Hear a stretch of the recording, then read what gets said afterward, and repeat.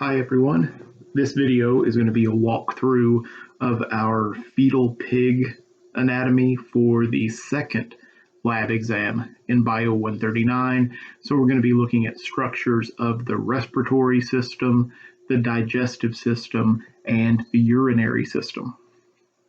So let's go ahead and get started. There's going to be several different views of the pig in this video. So right now we're looking at the head and neck of the pig.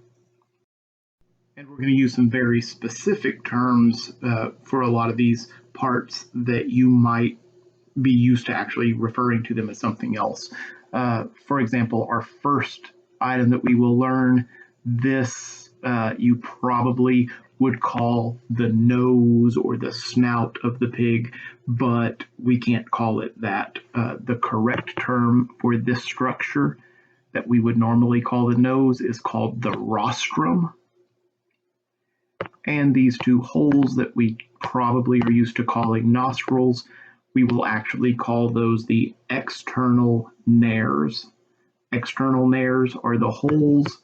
Rostrum is this whole structure right here.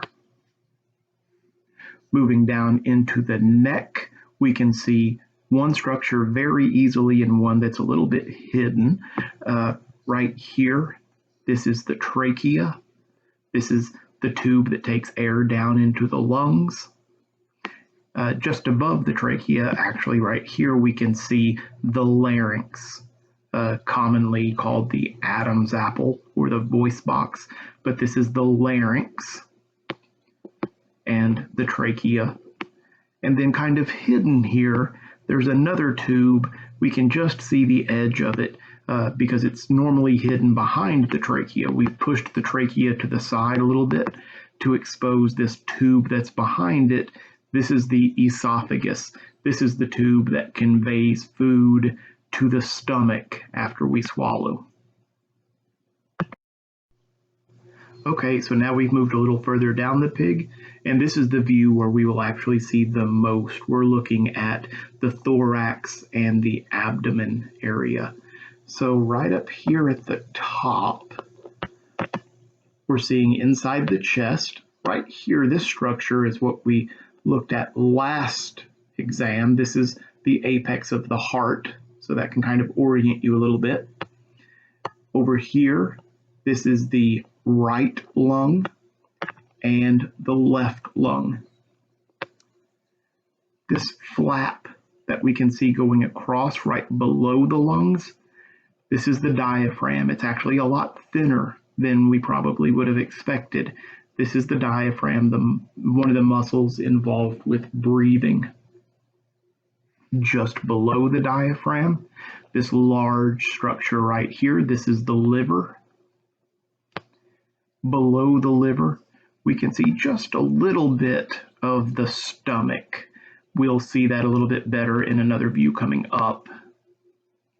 And we can see the intestines. Now there's two different parts of the intestines that we need to know here. Coiled up and stuck together right here, right smack in the middle of this image, these are the large intestines. And all of this, these are the small intestines. Now, the small intestines are actually a lot longer than the large intestines are. The large intestines are much shorter than the small intestines. But what we're actually talking about with large and small is the diameter of the tube. The large intestines have a much larger diameter than the small intestines do. Also in this view, this is the urinary bladder. And we have to say urinary bladder. We can't just say bladder. We'll see why in just a few minutes. So let's go ahead and, oh, there's one more thing that we can see right here. We'll see it again in just a moment. This is the spleen. The spleen is a very elongated, flat organ in the fetal pig. But let's look at it again here in just a moment in another view. All right, so now we're looking at the abdomen, and what I'm doing here is I've grasped the liver and I'm lifting it up so that we can see some structures that the liver was hiding. So we're looking at the underside of the liver right here. and that exposes this small deflated structure right here. This is the gallbladder. And here now we can see the stomach much better. And the stomach is empty, of course, in the fetal pig because it had not been born, so it's not eating anything yet. But the stomach is right here. We can see the large intestines a little bit better. And again, they're all kind of stuck together and they have a very large diameter. And the small intestines, again, there's a lot more of them. Here we can again see the urinary bladder. We can see the spleen a little bit better in this image. Here now I'm lifting up the stomach so that we can see one structure that we haven't been able to see so far, this kind of grayish mass that we see. It's very small and grainy underneath the stomach. This is the pancreas. Again, we can see a little bit of the large intestines, the small intestines, and the spleen. And the last view here, I apologize, the picture that I took didn't show everything that I wanted it to show. So this is an image that I've actually taken from online.